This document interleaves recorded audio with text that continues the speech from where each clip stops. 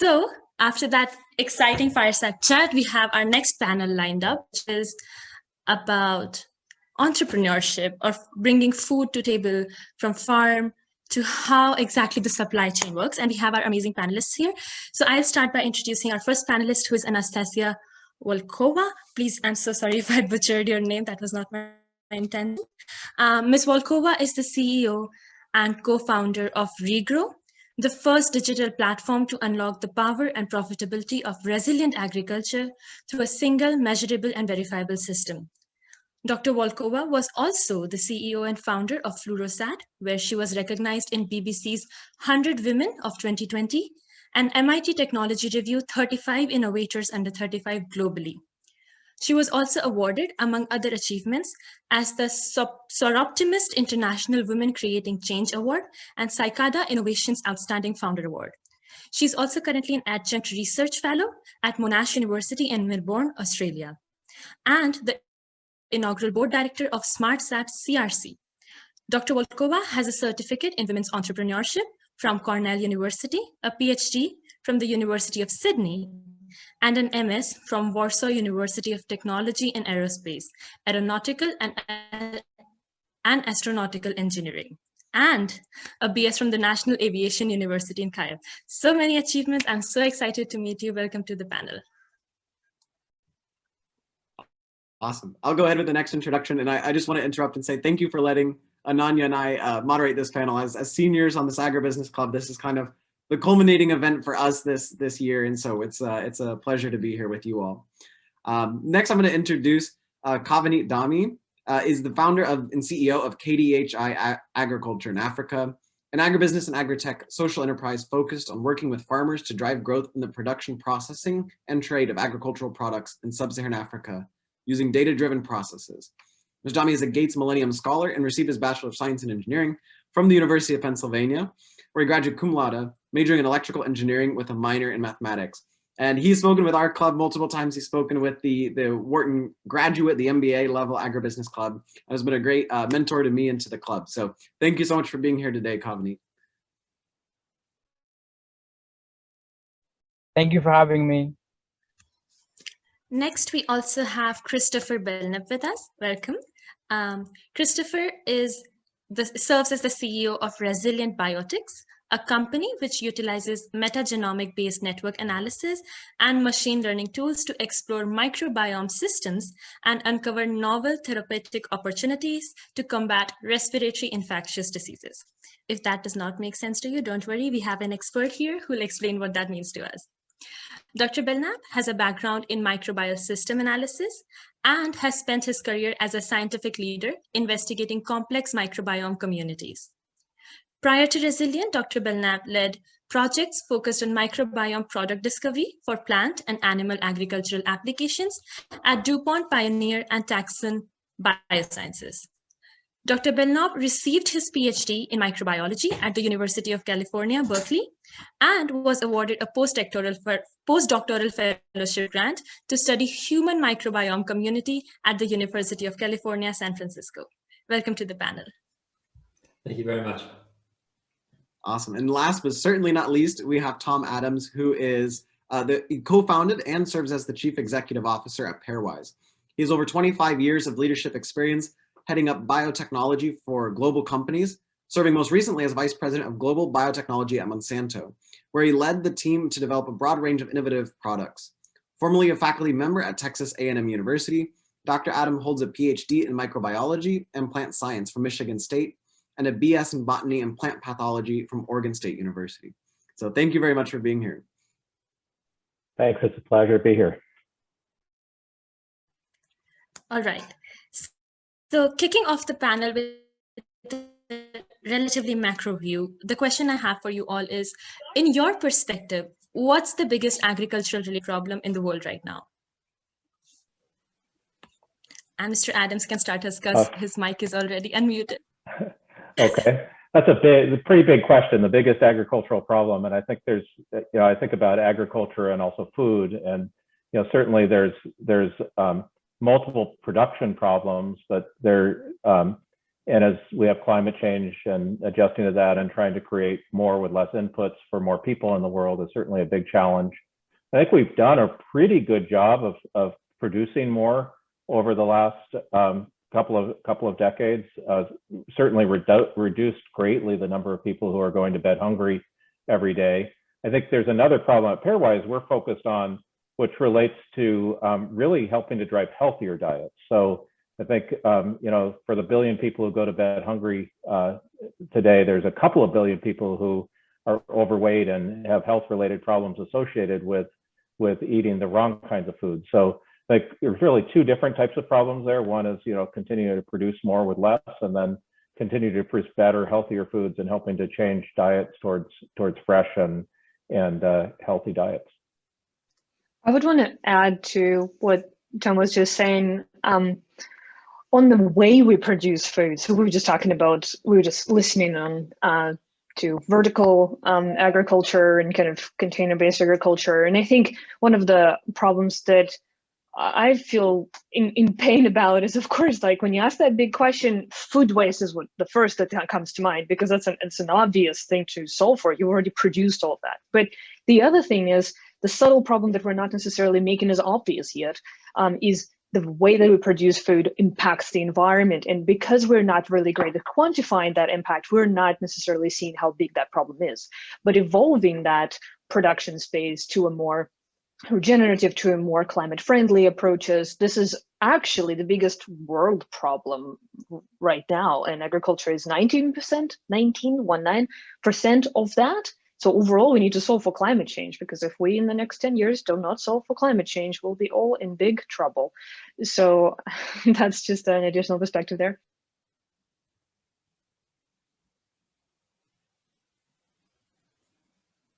Awesome. Mr. Belnap, do you want to go next? Sure.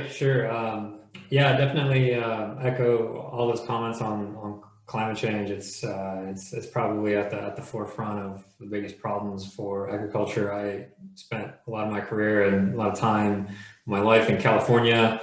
California has a ton of agriculture, a ton of animal production, and several years of drought, for example, has severe impact on all of those industries, and it's very acute. So yeah, climate change is huge. From my own perspective, our company focuses on animal health and production animal systems, and our objective is really to get away from the overuse of antibiotics, the rampant use of antibiotics in that industry. And I would say that's one of the biggest challenges in the agricultural industry overall, one of the biggest threats to our food supply and also human health in general is the constant threat of antimicrobial resistant microorganisms, also zoonotic pathogens that can arise from these systems, and also just emerging pathogens that are devastating to the animals themselves. So all of those things are becoming more and more of a problem as we grow more animals, as systems get denser. That can be great for productivity, but it basically brings to the top other problems often related to the health of the system. And certainly living through a year or more of COVID, which probably came from an animal, I think that the world is potentially more attuned to these sorts of issues that we need to be proactive about addressing. We need to put forth funding to address it, both government and private sector, and hopefully find better solutions to deal with animal health problems.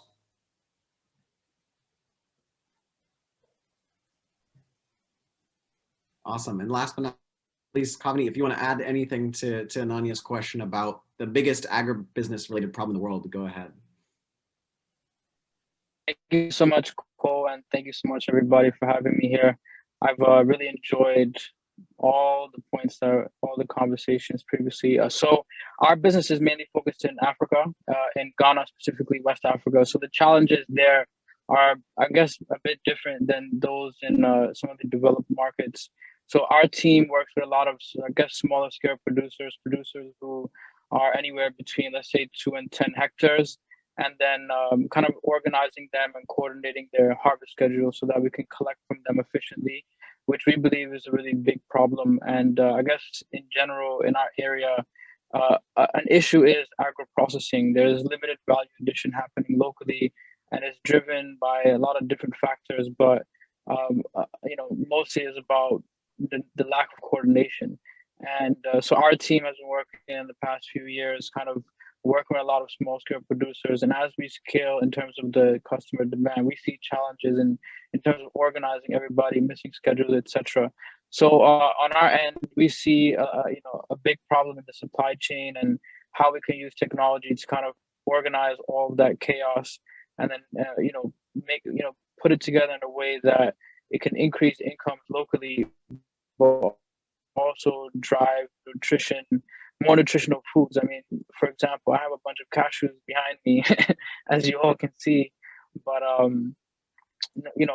they are consumed in high volumes pretty much all over the world, but half of the world's cashews originate in West Africa and a good percentage in Ghana.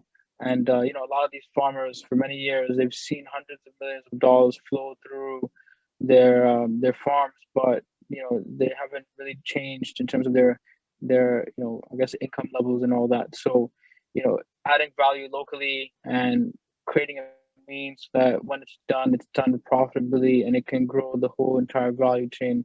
That's where our focus is and where we believe the biggest problem is in our region. Awesome. And it is great to hear, different answers, but also a lot of similarity between your answers, as we talk about people in different levels of the value chain and across different parts of the world. So one of the things that we've heard a lot about in this forum, and especially a lot of you have experience with, is how you see the future of biotechnology integrating with the future of agribusiness, and especially kind of in the context of the current movement against often GMO foods, which we've seen for quite a bit of time. And I might ask you to begin, Dr. Adams, especially with using CRISPR technology. It's a new technology. It's very exciting. But how do you convince, perhaps the person who's less educated on the technology that this isn't something scary, but this is something that can improve the food that they can eat? Yeah, I think there's a lot of levels to that question. I'll try to take a couple of angles at it, and please feel free to change the direction. But I think you're right. I think that there's been it's certainly not a recent movement against GMOs, but it's become something that's actually just sort of a marketing tool now. Many people like to avoid the butterfly label that don't even know what GMO stands for. It must be something bad. So I think there's, that's a hard thing to overturn. And I think it reflects one of the challenges about technology. And I think the question is really maybe related to technology and food and how we bring technology into food. And I think one of the things that I've really come to believe is people don't buy technology, they buy products. And one of the challenges that we really face with GMOs is that they were predominantly used in crops that are fed to pigs and cows and chickens and cars and not to people. And it's very difficult for people to identify with what the benefit is to them. So what we've really focused on is trying to identify things that really benefit people in direct ways and help them with challenges. So for instance, helping to take down some of the barriers that keep people from eating the amount of fruits and vegetables that we all know we should eat, but very few of us do eat in a given day. And that I think can leave people with a benefit to them as a technology. And I think in general, you see technology adoption come because people see benefits to themselves. It's not the technology they're buying. Usually they don't understand the technology. I know I don't know the technology that makes my cell phone work, but I'm not really particularly worried about the conspiracy theories that it's going to cause brain cancer or something, because the technology provides some real benefits to me, and I follow that. So that's a long answer, but I think hopefully addresses the question.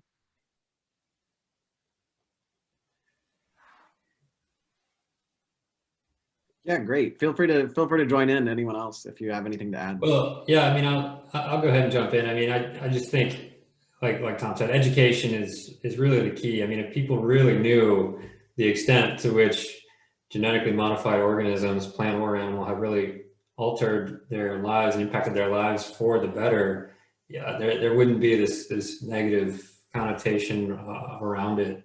And yeah, I think we all need to strive to make that point. make that point that the vaccines that a lot of people are getting right now, those are genetically modified. There's genetically modified viruses or RNA strands, and we've had genetically modified plants in our food supply for quite some time. I can understand the argument that people get a little squeamish when we start talking about genetically modified animals, genetically modified cultured meat in the lab, and that there's still some time for the general public to get comfortable for those concepts. But at the same time, we need to basically all get around the idea that these solutions are going to help us feed a growing population with more and more problems like climate change, like other disease-related problems. We're going to need those GMO solutions. And so it's a matter of education, and people will come around when they understand the massive benefits that can arise from genetically modified organisms.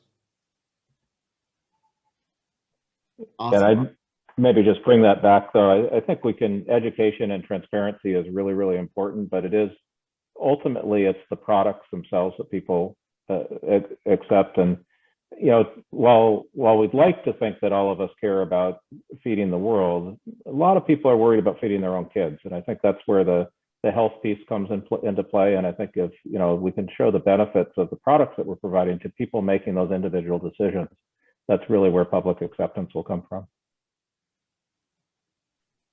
Yeah, that's great. And I'm going to ask a follow-on question to that. All of your companies are pretty data-driven, kind of in the different areas that you operate. And I know some of you have international operations. I know Kavaneet, you're in West Africa. How do you see the data-driven future of agriculture? How do you see this practically playing out? How are you collecting the data? How are you ensuring the data's validity? I know at Regrow, that's like the core of kind of what you do. How are you ensuring this validity, and how do you see that growing perhaps differently in each of the markets that each of your companies work in? And just as a quick addition, if you could also talk about how do you see data-driven agriculture emerging in developing economies? So maybe like in Africa, that would be something interesting. Okay, awesome. Yeah, a data-based decision support and monitoring and crop production optimization is really our bread and butter, pun not intended here. In terms of how we see it, so when you think of agriculture, your tractors are collecting a lot of data. You have soil sensors, you have IoT, weather stations as well, and that whole ecosystem is getting better and better connected. There is still concern that privacy of that data is something that needs to be guarded because farmers understand that their actions can lead to real consequences further downstream. And of course, all farmers want to be good stewards, and they, in any case, need to comply with all sorts of regulations and guidelines around applying things like chemical on the farm. But it's not like they want to be applying chemical on the farm and want to do it more than they should. So that's just to kind of state the obvious, that farmers want to be as good stewards of their land as they can be. And a lot of data is coming out from that operation itself, but it's often a little bit messy, it's not consistent, or it's not comprehensive. And where we are seeing the opportunity, and what we started doing a long time ago and now it's evolving into its own product, is the ability to fill the gaps of the data in agriculture, of the production gaps. So if you know, for example, the cropping history in a certain field for a number of years, but 1 year the record was missing, or there was no planting data for it, you can actually fill in those gaps using a variety of other data sources that are publicly available, such as modeling using satellite imagery, interpreting that and understanding what crop type you're looking at. So those types of tools, we kind of stack them one on top of the other, and we're able to really nicely map the agricultural practices. It's not invasive mapping, it's quite low cost. So the opportunity here is really for other players in the supply chain. For example, we work with the Nature Conservancy to see where they can invest into, say, more regenerative farming. Like if we look at this community, the Nature Conservancy has been investing in educating farmers on adopting new farming practices. Has it been working at that large scale, at that, even at the aggregate, although we might calculate that data on a field by field basis, is something that gets surfaced at an aggregate level to not disclose any kind of sensitive, potentially information on the field by field basis. So when you start passing that down the supply chain, you start with the good or with better data that we ever had, really, and we will still get better data on production, you can start including it, and this is where the trend in ag is really going now, the ability to do proper traceability of ingredients, of commodities, being able to say that if this is your granola, breakfast granola that has regeneratively grown oats, you can see how that's grown. You can see the footprint of that crop that can be now quantified, not only based on the inputs and the tech spec of what that field has been managed to, but also by, say, using modeling like ours to understand, has the nitrogen been efficiently used as a fertilizer? Has the crop been managed to its optimal potential from even environmental co-benefits? So I would say agriculture is very data-driven now, and it can, of course, be more interconnected, but everyone's really headed in this direction. And if we touch on food just a little bit, how much more data-oriented we've become with all the delivery services, with e-com, with just everything that moved from an offline to online. So there's huge opportunities from both ag and food space to make better decisions based on the data, and it's definitely the direction the industry is going in. That's great. Yeah. And Kavaneet, do you have any inputs coming from a different market setting? Do you have any views on that? Yes. Thank you so much, Anastasia. I love your entire response. I think yeah, so it's really important. I guess data is something that's somewhat new to Ghana, West Africa, and Africa.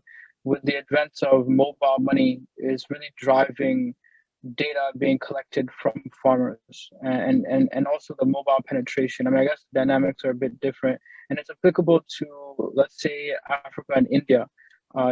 Two populations that don't make much money, but dominated for majority of people are in the agriculture space. And there isn't, I mean, yes, there's satellite data and the ministries collect ground data, but resources are limited. And because resources are limited, and of course, USAID, World Bank, IFCs, they do, DFIs, etc., they invest into the collection of data. But there's also a lot of data that is not being analyzed, right? So there is a situation, and there's a lot of siloed solutions happening in different parts of the continent, a lot of data being collected, but it's not really being analyzed to the best that it can be, right? To have practical solutions. And even if there's certain data available, what are the real problems? I mean, the business models, the revenue models for let's say Ghana are very different than in the US, where if I have a drone company, I can charge a farmer, for that service, or for, let's say, a farm management software, I can charge a farmer for that service. But it's somewhere like Ghana, that's just not going to work, right? Especially given the fact that a very small percentage of farmers are commercial farmers, and they're mostly owned by large agribusinesses. So, but for the masses, let's say 90%, it's mostly smaller farms. So you can't, the model is very different, and it's somewhat of an integrated approach where you're holding their hand, not only from, let's say, the seed, but even before that, financing the seed, the fertilizers, just, I guess, starting with, let's finance these inputs, and then as you get to know what the trends are in different areas, which right now is not really put together, then you can start making very specialized recommendations on, okay, hey, in this area, these are the crops that actually should be grown, and because you're not doing that, you're not achieving the maximum revenue. And there's also suboptimal yields throughout the continent, despite it being such a massive area.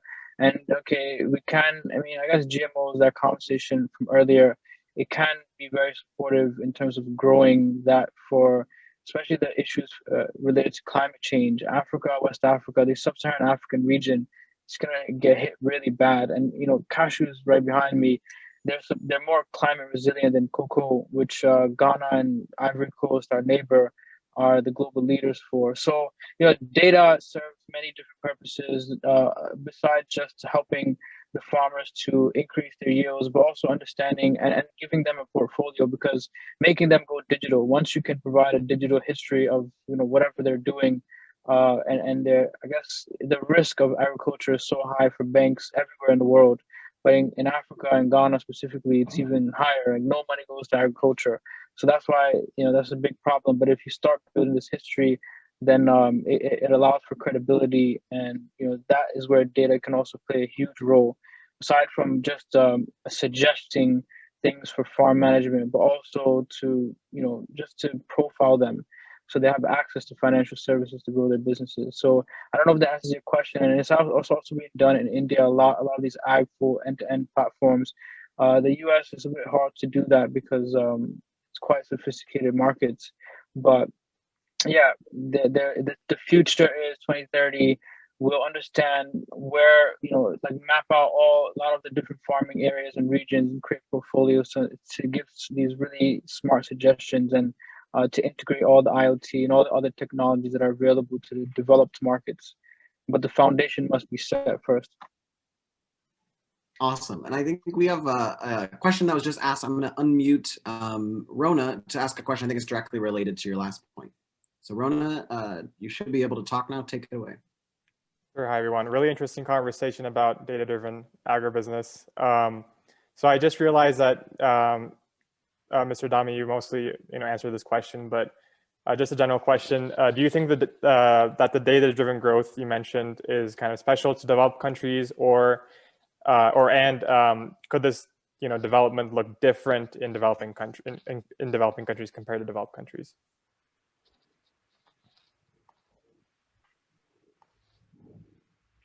Oh, I think you're on mute right now. Sorry. Sorry. I said that I think it's based on the need, right? Data serves a purpose, and what you can do with it is there's just so many applications. But for somewhere like Ghana, what the type of data that you collect, even the means of collecting the data, we have to send out field agents. Like, people don't have smartphones where you can just start inputting data as a producer. There needs to be a lot of human interaction. So field agents go and collect localized data, which is necessary for the entire continent, right? The entire continent needs that. And the governments don't have enough money to fund extension officers to go and do that. And they don't really have a need to collect that data, because like earlier, traceability is really important. Your big retailers like your Costco's, your Whole Foods, your Kroger, everybody's coming and wanting to build systems into Africa, but really it's just so broken.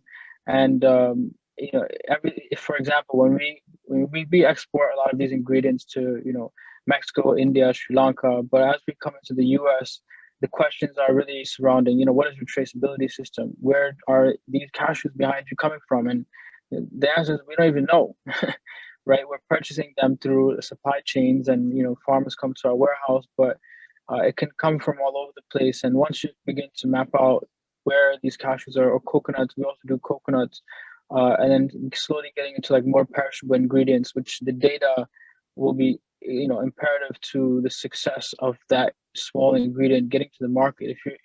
Because things can be sitting, right? The fact that we are able to communicate with each other, we can make things happen. But if we can't communicate with each other, there's just going to be a lot of delays. So now that feature phones and mobile technology and the 4G network and just satellites coming up, all this is allowing for technology to really introduce new types of solutions. Whereas 5 years ago, the solutions would be very different. So, I guess that was more of a conversation on developing markets. In developed markets, banks in the US are even starting to look at this mobile money solutions. Quite interesting. So it could be somewhat of a leapfrogging different phases, and maybe those technologies can be used in the US, but it's just the business model, the customer profiles are very different. So the needs that you address are very different. The approach is very different. So, but ultimately, the concepts are similar. Thank you so much. So I guess we saw two different sides of the same question, how in developed nations, like Dr. Volkova was talking about, this field is already established. There's already a lot going on in terms of data-driven agriculture, and how there are developing nations in which we are still at the introduction stage. But something that's common, irrespective of the market or the field for that matter, is that development of such models, or in case of Dr. Belnap and Dr. Adams, the development of biotechnology, requires funding of some sort.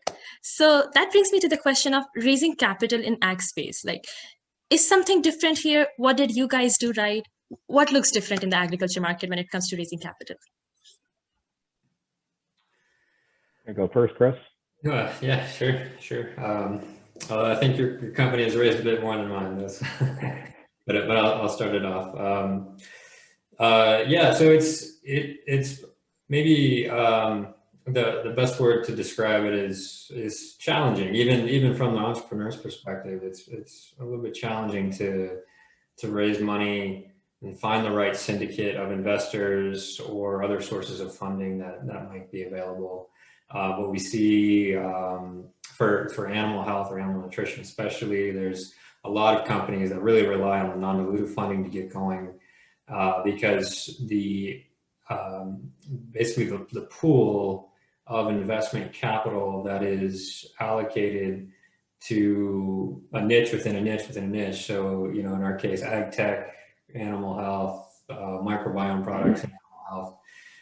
You get smaller and smaller and smaller, and so it takes some searching. It takes a lot of pitching to find the right investors to make them see the bigger picture. And the challenge there is really that what we call ag tech, or at least in my opinion, the challenge is what we call ag tech is actually it's a lot of different industries and avenues of development and biotechnology, and there's a lot of different things within ag tech. And even if we split it up into maybe like 3 big categories, which might be plant genetics, plant seeds, animal health and production, and then Internet of the Farm, equipment, robotics, even those 3 really capture a ton of industry segments. So there's a lot of challenges there, and we can maybe contrast that to like a life science focused investor who can maybe evaluate a new therapeutic that is in development. Maybe they're not very familiar with the disease target of that therapeutic, but they pretty much know the steps that therapeutic will go through to get to market. And even they can probably ballpark the cost of those steps. So as long as they know the end market will support the cost of those development steps, it's pretty much a good investment if it's a good technology. Whereas in ag tech and then narrowing down in animal production and then animal health, all of that, in each tier, we need to go through the explanatory steps to new investors who maybe are not familiar with the space. And there's, like I said, there's only a small pool who are very familiar with the space. And then beyond that, it takes a lot of effort to pull in investors and other funding sources that may not have invested in that type of industry before, or may not know much about it.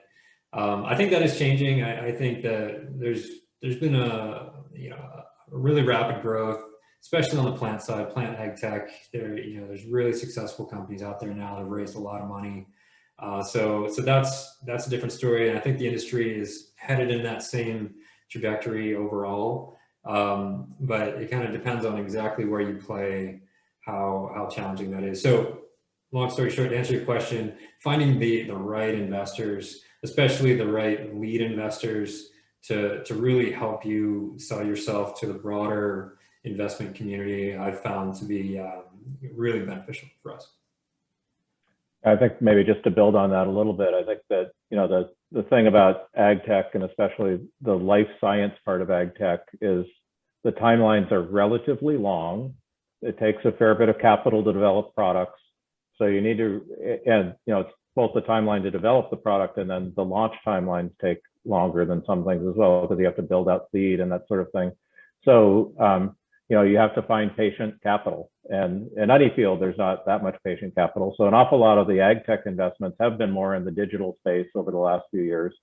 In general, there's not been a lot of successful exits or significant exits in ag tech, and therefore there hasn't been as big of a pool of capital, I think, that's developed as for instance, the life science. So, we've positioned ourselves to be not specifically ag tech, but really we like to think of ourselves as a food tech company. So we've been able to bridge a little bit between the ag space and the food space, and that broadens the investor pool.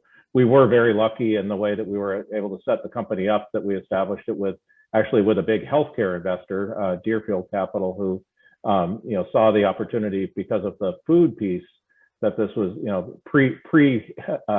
pre-pharmaceutical intervention healthcare investment. And that's been really helpful because it's they're a long-term investor. They're interested in really building a company. And then I think, as Christopher said, it's all about bringing along the investors. It's not I don't think in any field is it a trivial to get investors that really want to back you and believe in the company the way you believe in the company. But I think it's building a strong story, building a credible expectation of returns on the investment, and then showing them, what you find is people write down what you tell them in the first meeting, and when you told them that 3 months from now you're going to have met a milestone, and they're going to ask you about that in the next meeting, and being able to create credibility through that builds trust in the long run and builds a strong investor base. Awesome. And kind of going off of that, I want to ask one more question for all the students in the crowd. I mean, here we have 4 CEOs and by my count 3 doctors sitting with us. It's very, very impressive. What advice would you give, and this is a question for everyone, what advice would you give to someone in our seat, mostly undergrads who are interested in the ag space? If we want to pursue our entrepreneurial ambitions and go and lead an ag company, what advice would you give us? And maybe you can share some experiences as well that led to this advice. So anyone can kick this off for us. Yeah. I do spend a fair bit of time encouraging students at all the different levels, graduate, and generally try to share this story of how I got into the space. I believe in learning by doing, and the fact that something that looks fairly opaque from the outside looks more straightforward when you're on the inside, and you also want to be learning from the best people you can find. So something that I was doing when I was doing my master's is actually working. Well, I was developing my own idea, but then I realized that there was a startup that was doing something similar, and I actually joined them as a business development manager at the time, and then kind of transitioned to other startups where I wanted to learn, say, the product side of things, or say the customer side of things. Basically, the lesson I'm trying to share here is that if you can learn not at your own expense, and if you're bringing not a risk but a benefit, like if you can articulate that this is the value that you can bring to the company by being proactive to them, by looking at, for example, what they're hiring for, and if you're maybe underqualified for that, proactively showing what you could deliver to them, it goes a long way to see that initiative and grit and focus in someone who wants a job with you, even if it's an internship first. But then as you get in, like in certain corporates, when I was getting into my first jobs, like I joined as a volunteer because I was passionate about what they're doing. And then I jumped from a volunteer to basically the lead manager in that group straight away, because the kind of head manager hired me as someone who saw the benefit of my work. So there's so many pathways. And I think if you're passionate about something, you can learn from folks like the gentleman on this panel, from ladies like me. We just had a clubhouse earlier today with absolutely amazing 6 women leaders in ag, and everyone wants to promote the next generation, wants to promote diversity in it as well. And you can totally find yourself a space if you can be useful and learn quick. Just to build a little off of what Anastasia said, I think that her mentioning joining a startup is a great way to learn. I think that I've had the opportunity to work in a lot of different environments. So starting with a university background, and then going to startups, and then going to a big company, and then back to starting a company up. And what you can learn in an early phase company is amazing, because you get opportunities to be parts of many different things. So if you really want to accelerate, you can learn a lot there. I think I highly recommend that also having the opportunities to do things like in a larger company, because you get to see what it's like to bring things to scale and the challenges that. But I think taking different opportunities as they come, and then not being afraid to jump into something that you don't necessarily know how it's going to turn out, I think is a great way to, which is kind of what being an entrepreneur is all about. So encourage you to just try things. Yeah, I wanted to add something. So personally, for me, I studied electrical engineering at Penn, and everybody's going to work at engineering companies or going to Wall Street. And then I mean, I did a bit of that, but eventually I stayed in agriculture space. I use this joke sometimes. I don't know if anybody has seen Inception, or sorry, not Inception, Interstellar. There's a point where he said, my son is an engineer, he needs a job. We don't need any engineers, we need farmers.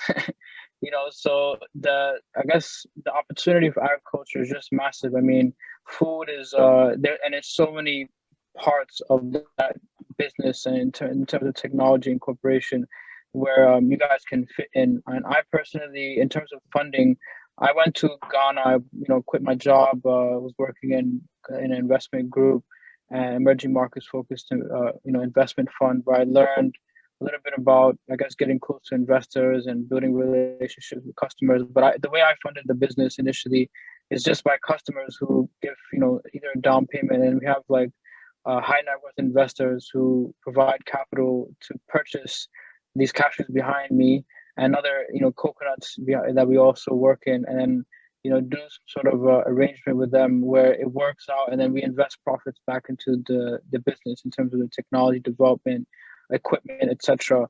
But over the past few years, increasingly so, especially 2021, there's so much attention. I mean, it's kind of like a craze. A lot of people are looking to fund these agriculture technology companies across the spectrum.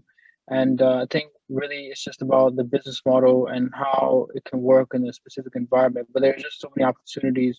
And now the investors are seeing how, like you said earlier about the exits, there haven't been so many exits, but slowly and slowly more capital is being raised, maybe because of proven business models. And as that continues, there's just going to be, and there's even the VC fund, there's funds tripling their funds. I mean, Pontifax went from 100 to 300. I mean, there's just a lot of ag tech VC funds and also food tech VC funds.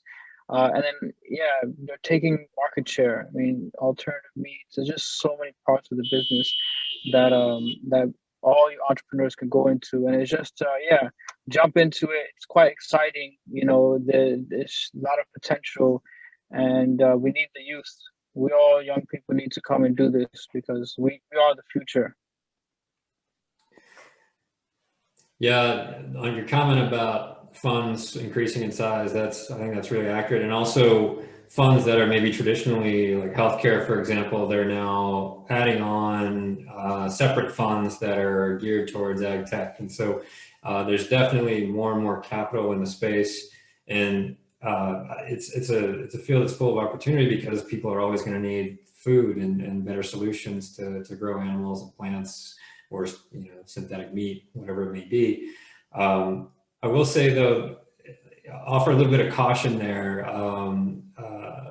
Kavaneet mentioned the business model needs to really fit, and that's very true in agriculture because the industry overall tends to be very conservative.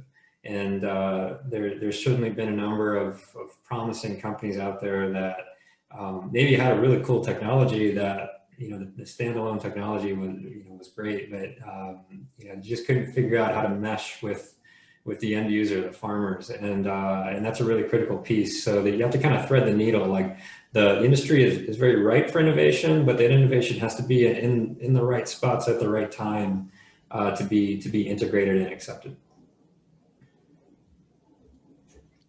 Thank you so much. All really good points. I was taking notes the whole time to make sure I don't forget. Just to follow up to that question. So we have a lot of women in the audience, aspiring young, enthusiastic women who want to take up leadership role in agribusiness, including myself. But as all the other industries, even agribusiness, emerging business in agribusiness are dominated by males. So wondering if you have any advice for our female entrepreneurs in the audience, starting with Dr. Volkova. Would probably make sense, yeah, for me. Like, it's a last awkward question for me. So absolutely, we were just actually discussing that with the heads and senior executives and leaders of other ag organizations, all female entrepreneurs, like literally an hour before I joined the panel, and we were talking about advice and how we can support young women. And to be honest with you, reach out. Like, you can find my email, everyone else's email, and talk about the things that you can offer that organization to start, come in and learn, because learning hands-on and having that experience of the real world that is not academic is just so important for your employment into the future, and it shows your initiative. I would say broadly, and I mean it, just don't think of agriculture industry as male dominated. It should not matter to you. If you want to be in a certain profession, if you want to be a data analyst or an agronomist or a whoever you want to be, if you want to be working in ag, there's plenty of women that are involved in farming. In fact, I'm sure Kavaneet can give us some maybe stats or general impression, but in everywhere that's not the super developed world of a handful of countries, women are the main farmers. So when you look at the broader landscape in the global sense, we should have more female leaders coming into organizations to also lead the transformation. And there's a number of companies that have, including ours, that have good diversity inclusion programs, mentorship programs, where we're definitely trying to look for more female candidates. And I think industry is very aware of it, but you can take that first step. And sometimes some of the positions will not be right, but don't be discouraged. Offer, if you want that experience, offer it differently. Like sometimes we see someone not quite qualified for a paid position that we're looking for, but because they don't have that experience. But if they, for example, come in and say, well, can I get an internship when you hired for that position?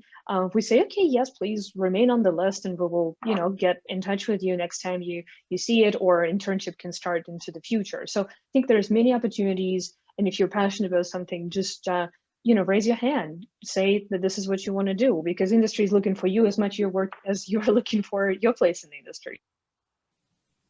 Yeah, I wanted to add half of the farming population in Africa is female, and even a good percentage more. And actually, the women are the underserved, and they need support, because there's a lot of men going from the farm areas to the cities for work, leaving the women behind to operate the farms, and that's more of a concern. And in a sub-Saharan African region or India, just like the developing markets, even in Latin America.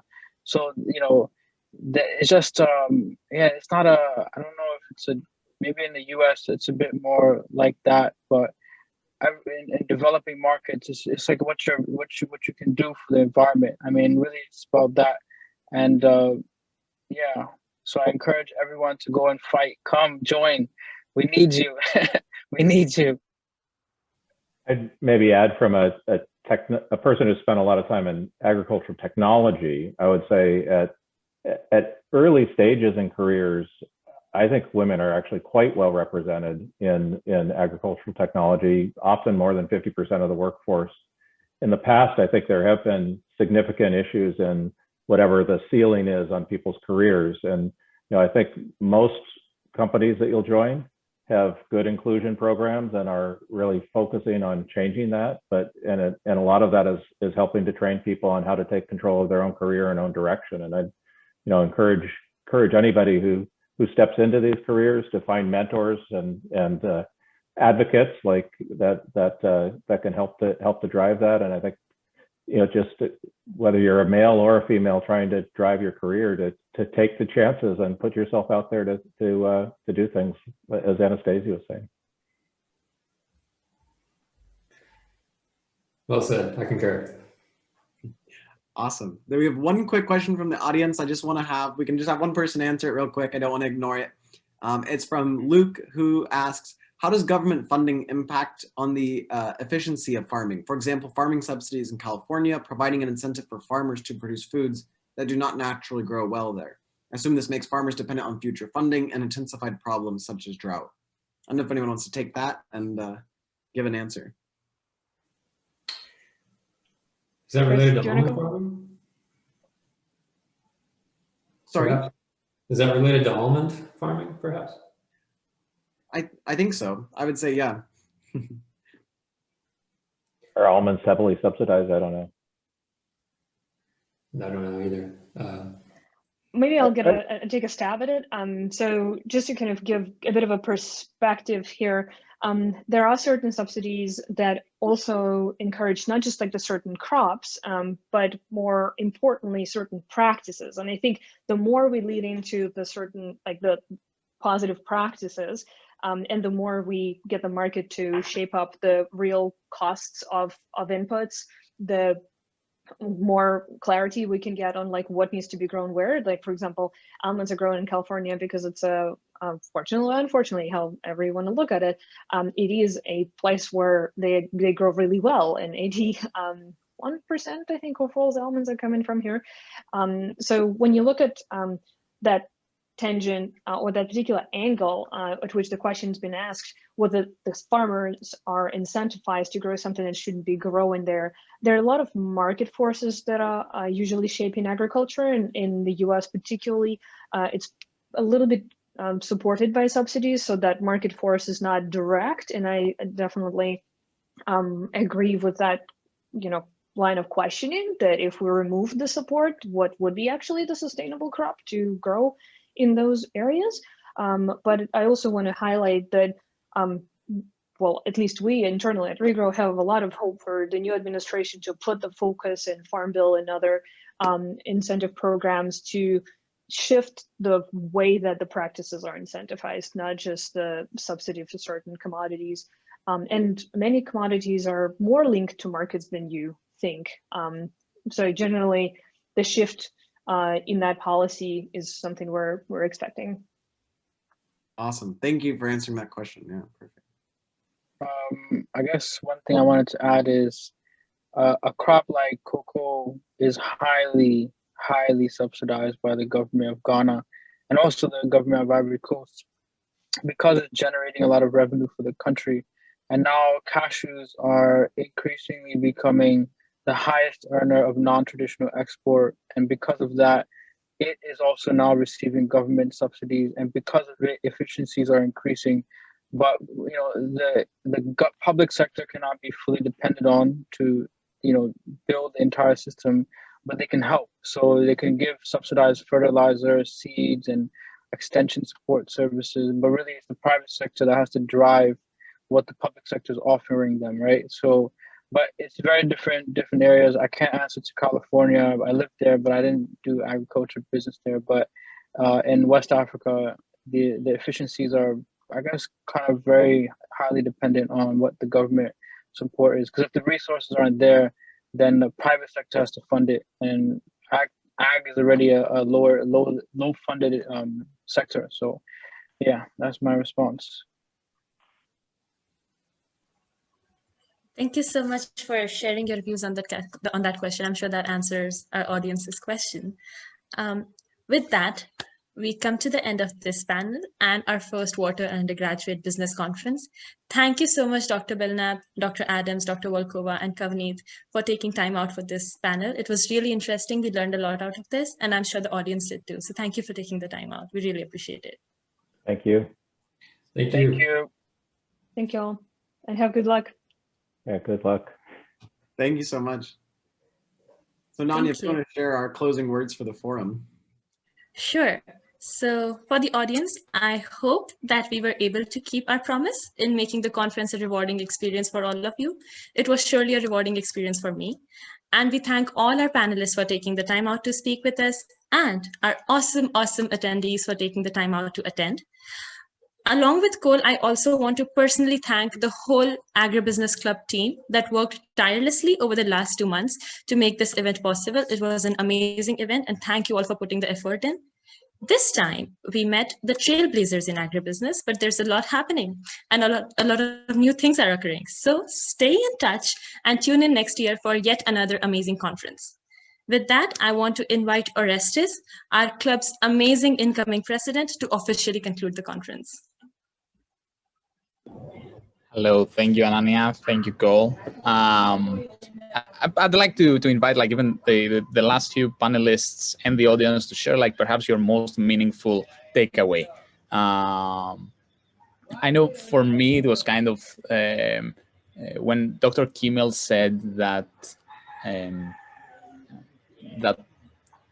we can go as high as we can with vertical farming, and I take this metaphorically for the agribusiness world as well. It's so much untapped potential, and so much that needs to, and some of the world's biggest problems that need to be solved. And it's all up to us to kind of help with that. We're helping as part of the AgriBusiness Club, and would love to get involved with any of your organizations in the future. Cole, what was your biggest takeaway from the conference? Yeah, I just want to reiterate my thanks to everyone for coming, for attending, and for making this a really amazing conference. Definitely my biggest takeaway is just hearing everyone's different story about their background and what caused them to get into agribusiness. I think, again, at least for us at Penn, it's not a traditional career path. And yet you see all these trailblazers truly, being able to change the world in really meaningful ways. And I think it's exciting to hear that there's not one path to success in agribusiness. There's so many different paths based on your skills, whether it's agri-tech or biology or financing or minister, going and working in government. So I think that was really inspiring, and that's definitely my big takeaway. Yeah. What about you, Ananya? I learned so much. It's very difficult to say what was the best. But definitely something that I took out of this is the field is still growing. Even the leaders are still developing ideas, still coming up with new things. So there's still a lot that can be done. And if someone's interested in entrepreneurship, this might be the right opportunity to knock it down. I agree completely. This is something I'm personally interested in. Closing remarks, I would like to also share the vision for the club in the coming years, and what kind of expect from us. Next year, we're focusing on 3 main points. One, we're continuing to go global. This year, we touched on that. We had the consulting project in Israel. Like, our members span every continent, and our speakers come from many different countries. Next year, we're planning to get our members, hopefully with a COVID vaccine, physically in an immersive trip somewhere around the globe, outside of the US, and visiting agribusiness and agriculture around the globe and getting a global perspective with their hands on it. Number 2, we're scaling up rapidly our consulting and research efforts. We've had a few amazing partners over this last year, and we're doubling the numbers of members in the club for every recruiting season, and twice a year, and we have capacity to partner and consult for more and more and bigger organizations. So if you do fit in the kind of that category, feel free to reach out. Cole is sending out our email now. And number 3 is we're focusing on building leaders. What that means in the AgriBusiness Club is that we're building the ABC Fellows Program, allowing university students to connect and potentially pursue careers in agribusiness, hopefully in some of the companies we just heard of. They're super cool. And through our leadership structures inside the club, allowing space for growth, creativity, and bring your own ideas to the table and kind of making them happen the way you want them to happen. We want them to be members to build a leadership capacity and become closer and tighter friends 10 years from now. Maintain those friendships, because at the end of the day, all the professional stuff is secondary. At the end of the day, is building a family, and this is the family of ABC. I invite anyone who might be interested in partnering with the Wharton AgriBusiness Club or Wharton to help take agribusiness higher, as Dr. Kimmel said. And please don't hesitate to reach out to our inbox email. Again, Cole is sending our email right now to the chat. I'd like to thank all our speakers, moderators, ABC members, and every single one of the people joining us live right now, or you watching this video 2 years from now. Thank you so much for joining. It means a lot. We spend an insane amount of time with very, very limited amount of time, trust me, planning this. We had amazing speakers trust us with very little information at the beginning, so thank you for that as well. And we brought this to life with Cole, Marielle, Anania, Rona, Farah, Kevin, Mark, Griffin, Ron, Ryan, Cheyenne, and everyone else in ABC. And I just want to say that this may be the end of perhaps the best agribusiness conference in 2021, but it's just the beginning of the Wharton AgriBusiness Club. Thank you, and let's keep in touch. Thank you, everybody. Thank you.